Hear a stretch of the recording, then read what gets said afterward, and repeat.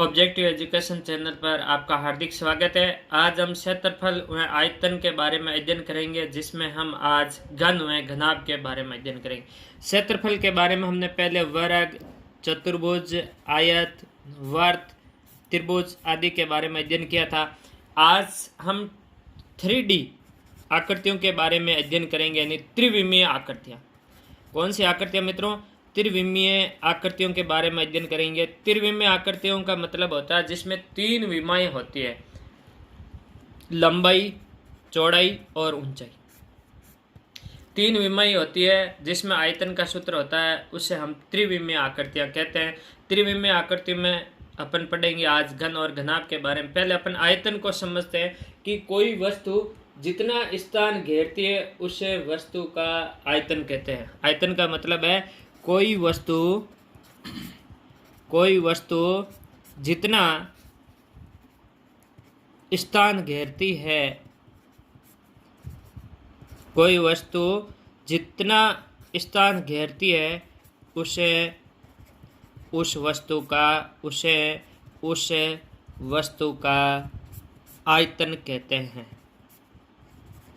आयतन कहते हैं। आयतन वाली आकृतियों में सबसे पहले 1 नंबर पर आकृति का अध्ययन हम करेंगे, वो अपन पढ़ेंगे घन के बारे में। घन के बारे में पढ़ेंगे। परीक्षा में बहुत क्वेश्चन पूछे जाते हैं।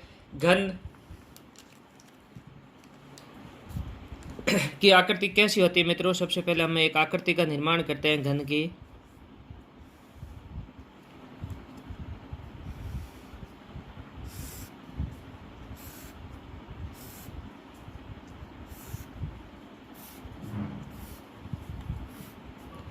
ये एक हमारे पास एक घन आकृति है जिसके सभी फलक वर्गाकार होते हैं।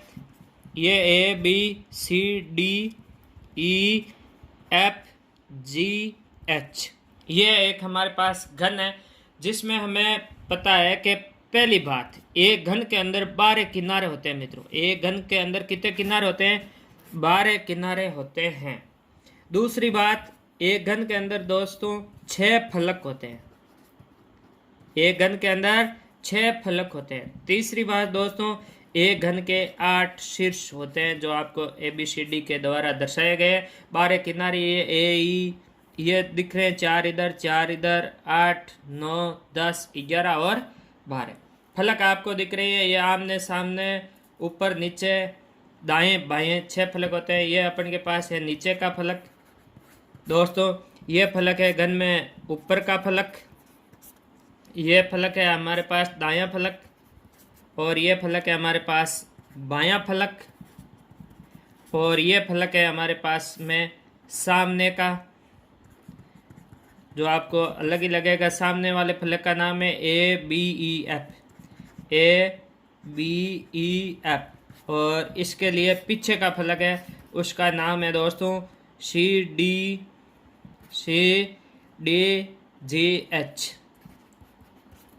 ये दोस्तों 6 फलक होते हैं, 8 शीर्ष होते हैं, याद रखने की बात है। और घन का प्रत्येक पृष्ठ क्या होता है? वर्गाकार होता है। घन का प्रत्येक पृष्ठ कैसा होता है दोस्तों? वर्गाकार होता है। और सभी पृष्ठों का क्षेत्रफल क्या होता है? बराबर। हम सबसे पहले घन के क्षेत्रफल के बारे में अध्ययन करेंगे। घन का क्षेत्रफल होता है दोस्तों 6 भुजा स्क्वायर। 6 भुजा स्क्वायर। घन का पृष्ठीय क्षेत्रफल होता है दोस्तों 6 भुजा स्क्वायर। घन का पृष्ठीय क्षेत्रफल 6 भुजा स्क्वायर। और घन का आयतन दोस्तों, घन का आयतन होता है दोस्तों भुजा क्यूब। घन का आयतन होता है दोस्तों भुजा क्यूब। घन का आयतन होता है दोस्तों भुजा क्यूब। अगला लास्ट घन के बारे में, घन का विकर्ण।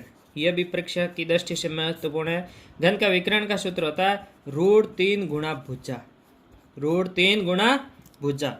तो इस प्रकार से अपन ने घन के बारे में अध्ययन किया है कि घन में क्या होते हैं? 6 फलक होते हैं, 12 किनारे होते हैं, 8 शीर्ष होते हैं, और घन का प्रत्येक पृष्ठ वर्गाकार होता है, और प्रत्येक पृष्ठ का क्षेत्रफल क्या होता है? बराबर होता है। घन को अपन भुजा के नाम से जानते हैं। घन में केवल भुजा होती है और जिसको हम ए से दर्शाते हैं, क्योंकि घन की लंबाई भी समान होती है, चौड़ाई भी समान होती है, ऊंचाई भी समान होती है, इसलिए घन का क्षेत्रफल होता है 6 भुजा स्क्वायर। घन का आयतन होता है भुजा क्यूब और विकर्ण होता है √3 गुणा भुजा। और घन का मुख्य रूप से उदाहरण होता है, परीक्षा में पूछा जाता है कि पासा किसका उदाहरण है? पासा एक घन का उदाहरण है। इस प्रकार से 6 फलक वाली कोई भी आकृति पूछे अपन को और सभी लंबाई चौड़ाई ऊंचाई समान हो तो ऐसी सभी आकृतियां होती है घन।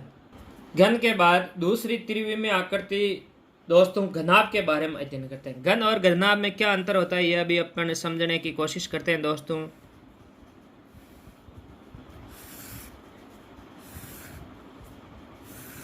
ये आकृति ये क्या कहलाती है दोस्तों? घनाभ।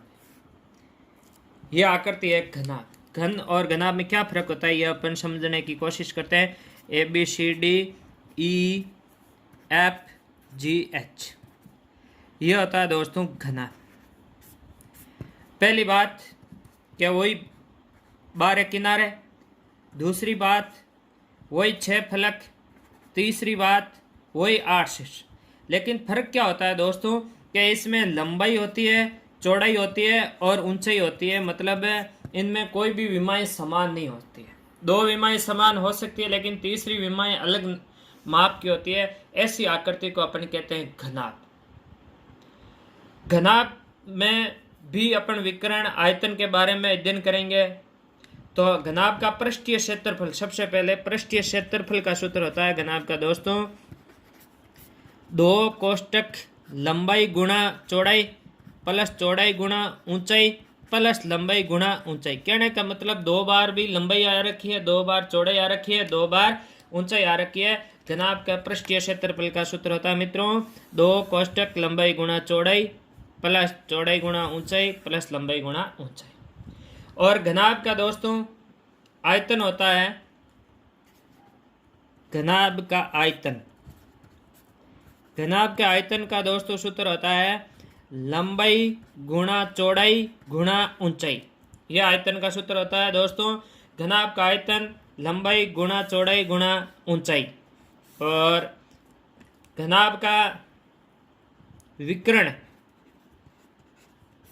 घन का विकर्ण होता है √3 गुणा भुजा, लेकिन इसका होता है लंबाई का स्क्वायर प्लस चौड़ाई का स्क्वायर प्लस ऊंचाई का स्क्वायर। घनाभ का विकर्ण का महत्वपूर्ण सूत्र है दोस्तों, ये आपको याद करना है कि लंबाई का स्क्वायर प्लस चौड़ाई का स्क्वायर और ऊपर क्या आ जाएगा दोस्तों रूट। यह होता है घनाभ का विकर्ण। दोस्तों घन और घनाभ में क्या फर्क होता है कि घन का प्रत्येक पृष्ठ वर्गाकार होता है जबकि घनाभ का प्रत्येक पृष्ठ आयताकार होता है, वर्गाकार नहीं होता। ये अंतर है। और कोई भी आकृति आपको पूछी जा सकती है घनाभ है या घन है। जैसे ईंट किसका उदाहरण है, यह परीक्षा में कई बार पूछा गया। पासा किसका उदाहरण है, घन का, जबकि ईंट किसका उदाहरण है, घनाभ का उदाहरण है। कोई बॉक्स है, कोई संदूक है, ये सभी आकृतियां लगभग घनाभ प्रकार की होती है।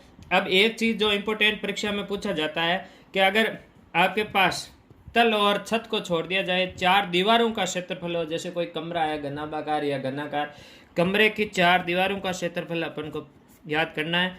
कमरे की 4 दीवारों का क्षेत्रफल, कमरे की 4 दीवारों का क्षेत्रफल होता है दोस्तों 2 कोष्टक लंबाई प्लस चौड़ाई, 2 कोष्टक लंबाई प्लस चौड़ाई गुणा ऊंचाई, 2 गुणा लंबाई प्लस चौड़ाई गुणा ऊंचाई। ये कमरे की 4 दीवारों का क्षेत्रफल है। यहाँ कोई रंग रोगन करना है, ऐसे क्षेत्रफल निकालने के लिए हम कमरे की 4 दीवारों का क्षेत्रफल काम में लेते हैं। धन्यवाद।